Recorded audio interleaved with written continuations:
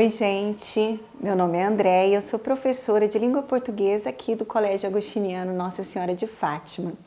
E hoje eu vou falar de um autor maravilhoso, Carlos Drummond de Andrade. Carlos Drummond nasceu em 1902, numa cidadezinha bem pequenininha chamada Itabira, no interior de Minas Gerais. E faleceu em 1987, no Rio de Janeiro. Então, só aí dá para vocês perceberem que foi um autor que viveu muito, escreveu muito, mas o mais importante é que ele atravessou todos os graves acontecimentos do século XX. Ele viveu todos aqueles acontecimentos inquietantes que marcaram o século XX e fez isso de uma forma muito peculiar e produziu uma poesia extremamente profunda e original. Na primeira vez que Drummond publicou um poema, foi aquele que todo mundo conhece, o No Meio do Caminho, que começa: no meio do caminho tinha uma pedra no meio do caminho, e foi um poema que criou o maior alvoroço, porque todo mundo dizia: poxa, mas isso é realmente um poema? É um poema e um excelente poema, porque quem de nós não tem uma pedra no meio do caminho todo dia? Mas enfim, depois Drummond encontrou os primeiros modernistas, aproximou-se muito de Mário de Andrade e depois, já morando em Belo Horizonte, lançou a primeira obra, em 1930, esse livro que se chama Alguma Poesia. Em Alguma Poesia, o primeiro poema, que se chama o Poema das Sete Faces, um anjo torto se aproxima do eu lírico e diz: vai, Carlos, ser ghost na vida. Tá. O que é ser ghost? Ghost é um indivíduo retraído, inseguro. Isso é mais ou menos a persona que Carlos Drummond vai se identificar mais, com quem ele vai se identificar mais. Porque ele apresenta esse indivíduo fragmentado, esse indivíduo que tem dificuldade de lidar com o mundo ao seu redor. Eu não sou muito fã dessas divisões que as pessoas costumam fazer, mas a crítica costuma dividir a produção poética drummondiana em três, algumas em quatro fases. Eu vou usar essas quatro fases porque eu acho que fica mais didático para vocês.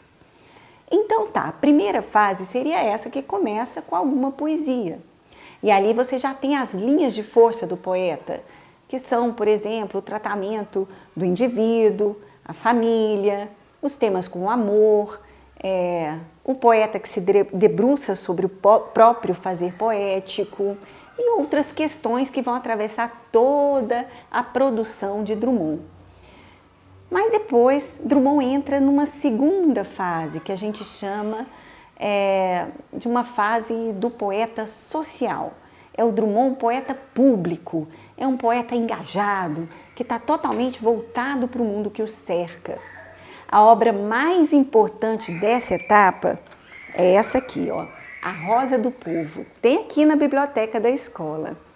A Rosa do Povo foi publicada pela primeira vez em 1945 e é uma obra totalmente imantada por aquele espírito antifascista da época. Se vocês se lembrarem, a Segunda Guerra Mundial tinha acabado de acabar, né?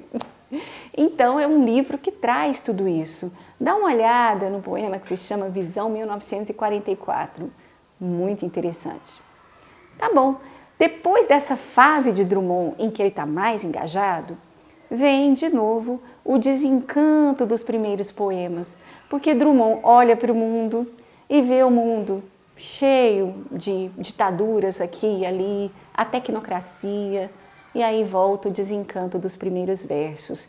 Ele se volta mais para si e aí se dedica a uma poesia mais metafísica, bem mais filosófica. Uma obra incrível dessa época é essa aqui, Claro Enigma, que tem aqui também na biblioteca. De Claro Enigma, eu vou indicar para vocês um poema que se chama Máquina do Mundo, todo escrito em tercetos e um dos poemas mais importantes da literatura brasileira, da literatura de língua portuguesa.